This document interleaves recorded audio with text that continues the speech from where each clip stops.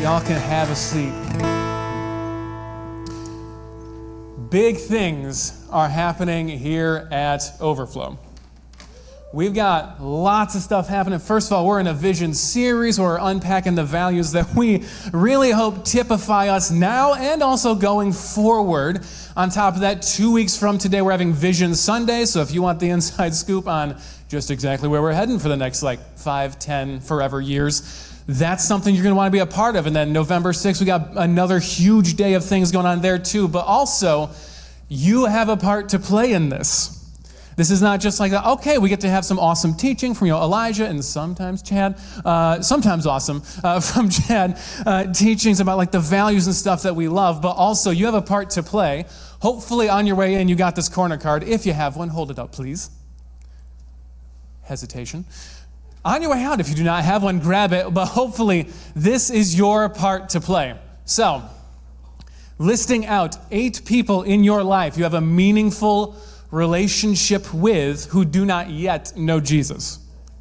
That's who goes on this card. You pray over them, you pray for them, you invest in them in a way that makes sense to them.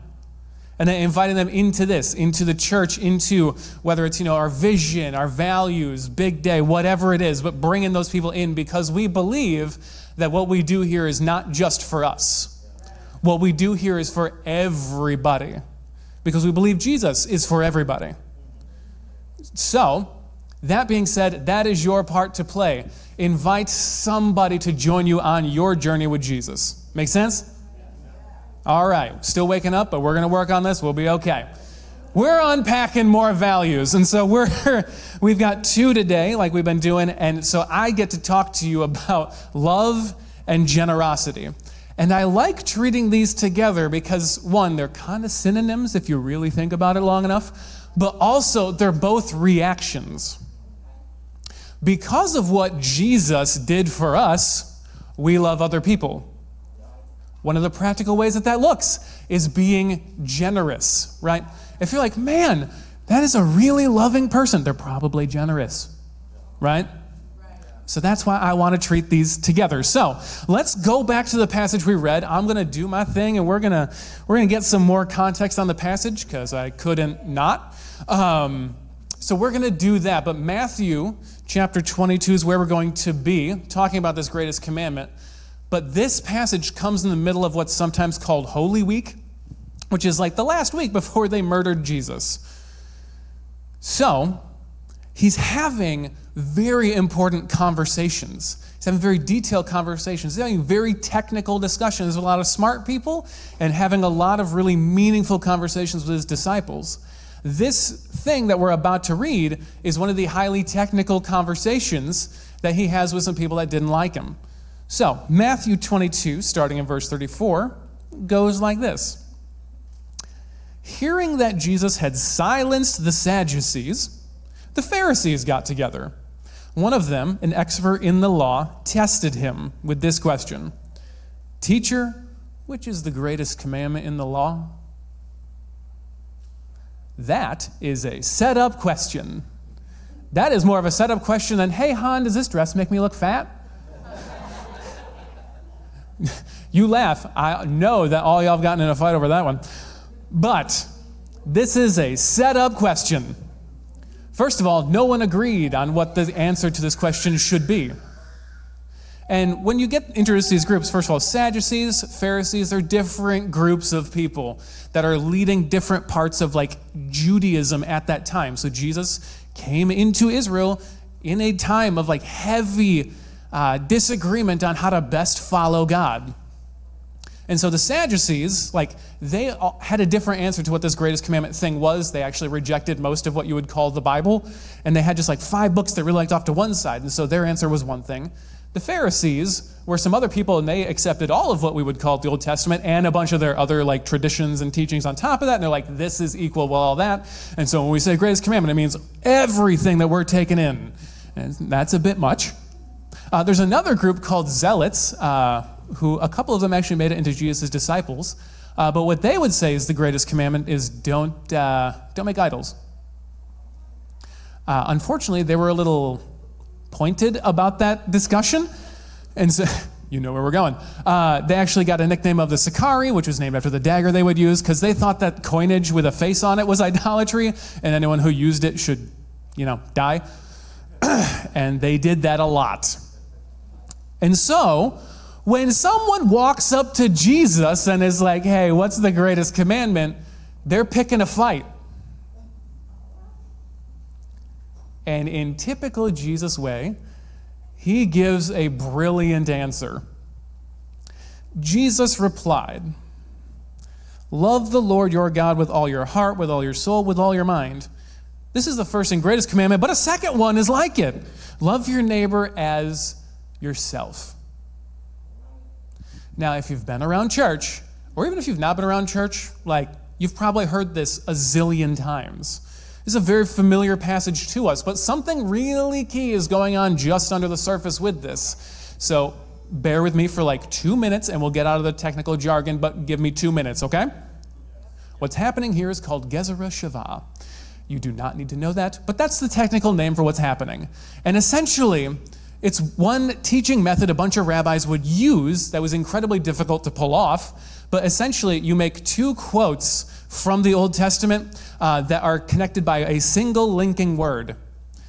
And that's it. But on both sides of that, whatever you link with that word is equal in your mind, and that's the teaching you're giving.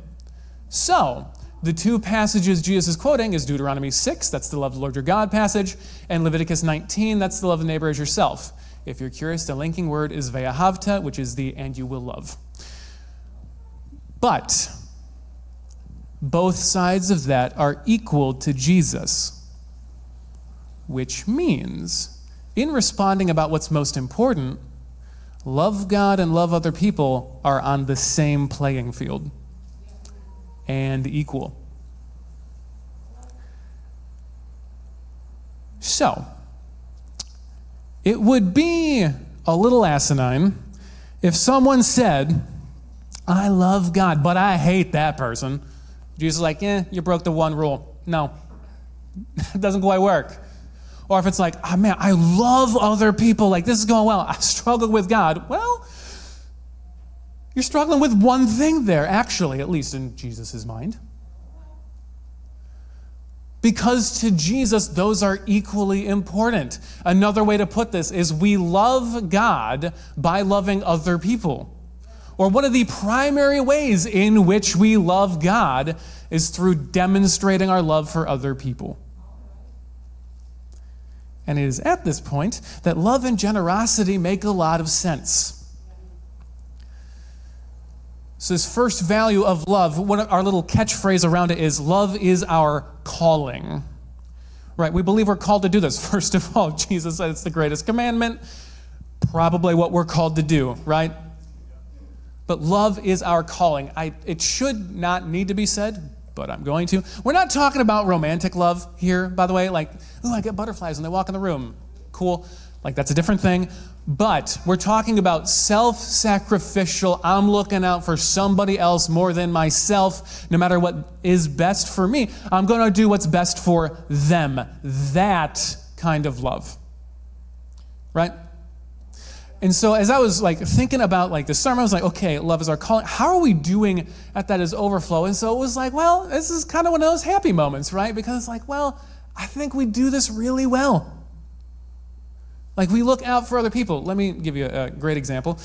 So at least in a way it's been real for me. So about a year and a half ago, Abby was pregnant with our beautiful, who is now Fabian, running around the nursery and terrorizing it, I'm sure. But in her third trimester is when we all got COVID, but unfortunately, she got a particularly nasty case of it with pneumonia as well and ended up in the hospital for a couple of weeks, which was beyond difficult and a horrible thing to have to just deal with. Also, it's how I realized I would be a terrible single dad, because it was just me and Junia at home, and me and that toddler both looked at each other like, this is not going well. Thanks for laughing at my pain. We're there was legitimately a moment where we both stopped. We're yeah, this would be better if Mom were here. Yeah, it would. All right. But also, what happened around that was what stood out to me. Y'all, I did not have to make a meal for a month. because y'all just dropped them off. But you didn't just drop off food. You dropped off leftovers and other food. You're like, yeah, but you got to make lunch tomorrow, so I'll just make like 12 pots of this white chicken chili, and you will just have that to eat forever, and then a bunch of other things like that. But it didn't stop there. Like, some of y'all drove to Kalamazoo, where Abby was in the hospital, and actually dropped off things for her. Like, when I went to pick her up, she had like a huge moving box of stuff, because somebody wanted her to feel like she was at home, even though she wasn't. You mowed my yard, now that I think about it. On top of that, you dropped off toys for Junia, because you knew that I was not going to do that well. But you're like, oh, here's things for that. But like, everything I could possibly have to deal with besides my emotions was taken care of. That's what love looks like. But on top of that, I know I'm not the only person you've done that for. First of all, I have lost track of how many meal trains I've been invited to for people within this church, and I've seen how many meals y'all cook for each other. Thank you. But also, you know what's actually really cool for me as a pastor is that when we're having this conversation, usually what's happened at some other places that have worked is like, okay, a need happens and people just go to the pastor and they're like, I don't know, can you fix it? More often than not, when that comes up here, it's, hey, just so you know, I already fixed it. As in, y'all are just informing us that you met the needs that were already there. That's love. That's caring for people. That's going above and beyond. That's going the extra mile. That is demonstrating what this love for the people around you that Jesus expects looks like. That's a very good thing. So my encouragement on this part of it is just like, hey, keep going. Because you know how to do this. This other thing of generosity also in my head is basically love as well, because like, right, again, like we said, if someone's generous, you would also describe them as loving, more than likely. But also, I was having a conversation with a friend. We were eating some burgers, and you can thank my good friend Rob for this if you would like to. But he hit me with this thing because we were talking, I don't know what you talk about at lunch with your friends. I talk about sermons. So we were talking about this, and he's actually preaching like a giving series in November for his church, and he hit me with this thing, and so I'm going to amend it a little bit, but I want to give it to y'all because it hit me real good, okay? So first of all, thank or blame Rob for the next like 2 minutes of your life, okay? Cool. So, tipping, tithing, or trusting. Where are we at? So first of all, I'm not just talking about money. I'm definitely talking about money. But I'm also talking about your creativity. Like, where does the best of your creativity go? How about your brain power and like daydreams of things where you're like, I wonder if this could work. Like, okay, where's the best of that go? Where's the best of your productivity go? Who gets the best 10% of your energy? Is it your family? Is it your friends? Is it work? Is it your own hobbies? Is it God? Is it like study of something? Like, what gets the best of your energy? What gets the best of your time? Also, what gets the best of your resources? There's the old saying of like, show me your bank account, I can tell you what you value. Show me what your schedule looks like. I can also tell you what you value. All of these things matter, but are we tipping, tithing, or trusting when it comes to God? Tipping is like, yo, God, you did exactly what I wanted when I wanted you to do it. You did exactly what I ordered, and you didn't show up to this table too much. Like, you weren't an inconvenience, but you were often around if I needed something, right? But you did exactly what I wanted, when I wanted, how I wanted. Here's a little tip. Or conversely, you didn't do what I wanted, you get nothing. Are we tipping God? Are we only all in for the church when God does what we want? Hopefully we're not in that mindset. Tithing, though, I've been sitting on this one for years. And I was like, now's a good time to just drop this. Because sometimes, Elijah's already dying. This is great. By the way, do y'all feel how uncomfortable it got in here? This is amusing to me. I see that smirk. This is great. This is fantastic. So sometimes we get really legalistic about tithing, right? Right, and that's generally not the best attitude to have about things. But also, just in case we wanted to give ourselves a pat on the back. So I always tithe perfectly. That 10%, it's always first, whatever, things like that. Okay, grant you, I don't think that's a bad thing, by the way. To have a default, okay, 10%, that's what I give, just so you're in rhythm and that it's not a tipping kind of a thing, but whether I like it or not, I still obey. That's a good thing. It's a good rhythm to be in.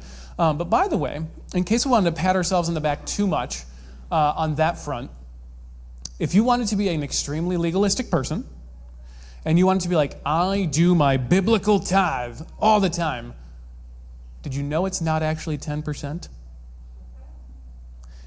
Now, if you read your Bible thoroughly, and usually we get the breakdown from the Old Testament because that's the world that the New Testament lives in. Depending on the year, because everything in the Hebrew culture is in 7-year cycles and it goes up and down just depending.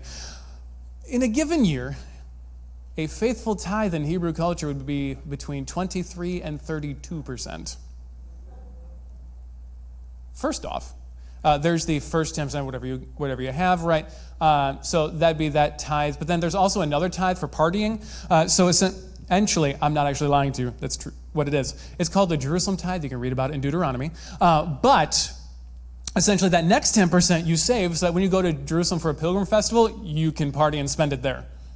That's what that's for. Okay, so now we're up to 20. And then depending on what part of the year cycle we're in, whether it's a sabbatical year, sometimes some of the years are more for orphans and widows and stuff like that. And so that's where you get the 23 to 32. But let's just say it's a lower number and say 25%. If we wanted to be really legalistic, where's the best 25% of our creativity going? It's a fair question. I don't know your answer. I'm just talking about me and us, okay? But where does that go? But I think there's a better level to call ourselves to. And I think this trusting thing is where it should be at. I want to read you a crazy story out of 2 Corinthians. It's in chapter 8. You don't got to turn there. It'll be on the screen. And I'll read it for us. But Paul is writing to this Corinthian church, and one of the things that he's trying to do in this letter is actually raise support for the Jerusalem church. One, because they were the OG church. But on top of that, they were facing a famine, about to go into war, and had basically nothing. And so he was like, well, we should look out for each other. And so he's going to different churches trying to raise money. But listen to what he says to these Corinthians.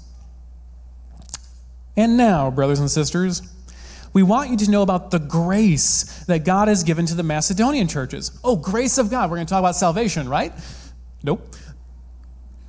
In the midst of a very severe trial, their overflowing joy and their extreme poverty welled up in rich generosity. For I testify that they gave as much as they were able, and even beyond their ability, entirely on their own. They urgently pleaded with us for the privilege of sharing in this service to the Lord's people. And they exceeded our expectations. They gave themselves first of all to the Lord, and then by the will of God also to us. Out of their ridiculously difficult trials they were going in themselves, they saw someone else in need and gave beyond their capacity, counting it a privilege. That is why we say generosity is our privilege. We're just following the model of someone else who did this on a crazy scale. But also, generosity is our privilege. And so I want to call us to trusting. No, don't tip God, do what I want, be my vending machine, and then you maybe get something from me. Tithing is a good baseline of just okay, maybe 10%, whatever it is, that rule that you got to work on with God. It's okay, whether I feel like it or not, I still give. But I think trusting is the place to be. And I don't know what that number is for you. I don't know what that time of day is for you where your best time needs to go. I don't know what season you're in where God is saying, hey, this is where I want the bulk of your energy. You know who does know? Jesus. Ask him. A great prayer to pray at some point this week is, all right, Jesus, what are you calling me and my family to this season? Where does the energy need to go? Where's the productivity need to go the most? Where do I need to bring my efficiency the most? Where do I need to bring the best part of my skill set to the table? Maybe it's somewhere that I'm already at. Maybe it's somewhere I'm not at. Maybe, okay, where does my finances need to go? Where does the different aspects of my life, where do these things all need to go? And ask him. He's got an idea. But beyond just the rote, okay, I do this number, I do this, I get that. Ask God, okay, what do you require of me in this season? What are you asking me to do now? A fair question for y'all to have in your minds at this point is, that's great. How? Right, if we're talking about love is our calling, we're talking about generosity being a privilege, right? And obviously in a sermon, we can't hit every single situation of everybody in the room at the same time with the same thing, right? That's just hard to do. First of all, there's a lot of you and one of me. But beyond that, this is why we have groups. This is why we have places where it's just you actually have people who are committed to walking with you through this journey. So I want to do something just to point them out. So I'm going to have anyone, and we've discussed this earlier, who's our group leaders, if you want to make your way forward, because these people have dedicated some of their time and lives to helping you answer these questions. What does it look like to be loving in the situation that you're in? I don't know, but your group leader would love to walk with you through that. What does it look like to be generous? What might God be calling you to? I don't know, but some of these people have committed to the time to say, hey, I'll walk with you through that. Because these are big questions, right? This is not simple necessarily, but these people have committed their energy to saying, hey, you all matter, and we want to help. So what I want to do is allow them some space to introduce themselves to you. So they're just going to give you their name and then the group that they actually lead, or groups, plural, as is the case for a couple of them. But I just want you to know who these people are. And so that as you're looking to actually maybe jump in a group or already in a group, that you just know where they are. So we're going to start with this lovely gentleman on this side. I'll stand a little shorter, but they'll...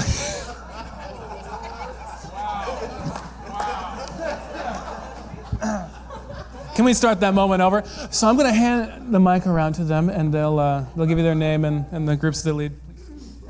Hey, everybody online. Thanks for tuning in with us. This is Pastor Chad.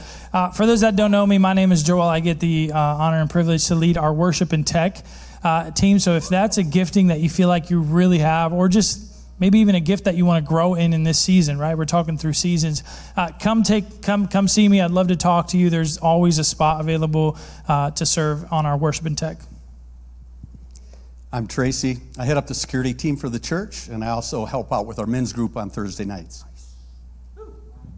I'm Nicole. I help assist Rachel with the Splash Nursery Children and the Fairplain East Project. I'm Jill Long, and I co-lead the Wednesday night women's group.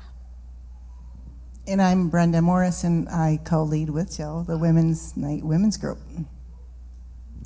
I'm Jeannie, and I co-lead the Thursday night women's group at the church, and I head up the oil team, which is Overflow Intercessors for Christ. So when you have a prayer request, which are at the where the beverages are, and also by the prayer station over there. When you write your request, it goes to Pastor Chad. He sends it to me, and I send it out to a group of prayer warriors. It can be anonymous or just your initials. I'm Noah. I lead the online host team. I also lead a Saturday morning running group, and I co-lead the Monday evening prayer group with this lady right here. Hi, I'm Barb, and I coordinate the prayer teams, the oil and the GAP team, and also the prayer station team. So if you want prayer after service, see somebody back there by the banner. I also lead a community Bible study. I'm Andy, and I head up the Thursday night men's group, a Saturday morning discipleship group, and The Edge, which is a gaming group. Hi, I'm Dayland. I've been leading the guest services team So we meet up at 9 a.m. and we help everyone feel welcome. I am Rachel, and I lead Overflow Kids upstairs. So if you are interested in investing and sharing Jesus with young people, you get to come chat with me, and I would love to connect you. And then I also lead the family style group that meets on Mondays, and usually we come together, have a meal together. The kids go play, and we get to study together as adults. So. Nice. Can you give these people a hand? So, believe it or not, there's actually also, not pictured here, a few more group leaders that are just out of town. Kay Wing, Debbie Bennett, and then I know I'm forgetting somebody. Sorry in advance, I'm sure you're watching online. Forgive me. They also lead women's groups as well. But these people have just committed to helping you figure out how this love and generosity thing works, how this Generate Hope thing works. So take advantage of that, because, as pastors, we can only help so much and answer so many questions. These people are here to help you. By the way, I want to highlight one, or actually two people up there specifically. So Noah, who gave a laundry list of groups that he leads, did you know that he started here as a volunteer? And then, actually, he was just attending. He wasn't even volunteering when he started here. He was just attending, and then he started volunteering, and then he started leading some groups, and then we hired him. So, if you're looking for a job, maybe lead a group, and then maybe we'll have the pick of the litter. Who knows? But we've actually hired another group leader. Who else do we hire? Oh, Rachel. Apparently my brain is not functioning today, but we're going to get back into worship in a hot second, because all of this matters for one reason and one reason alone: Jesus. Right? It was him who said, this whole bit of love God with everything you have and love other people with everything you have. Right? And so we need to ground ourselves in that. Yes, we're going to focus a lot today on loving our neighbors, because we're going to go do some serve projects right after service. Right? We're going to clean up some streets. We're going to clean out the garage. We're going to do some stuff for Fairplain Elementary. We're going to be doing a lot of love your neighbor. And so we need to ground ourselves in the why. And that why is Jesus, because we love him. And because he told us to, and because we're obedient to him, and because of him being who he is. That's why we love other people too. So let's pray. God, thank you for today. Thank you that you are who you are, that you've done what you've done. Thank you for the opportunity to serve our community that we're going to have in a few minutes. Thank you for the knowledge of you, and for the fact that you loved us, and so in response, we just say, Jesus, we love you. God, ground us in yourself. Ground us in a deep and abiding love for you, because from that, we can accomplish a whole heck of a lot. God, as we're talking about things like wanting to generate hope for other people, help us to claim that hope for ourselves too. Help us to claim that hope in you and what you have done. God, there's nothing like getting to spend a little bit more time worshiping you. And so God, once again, we love you. And all this we pray in the powerful name of Jesus.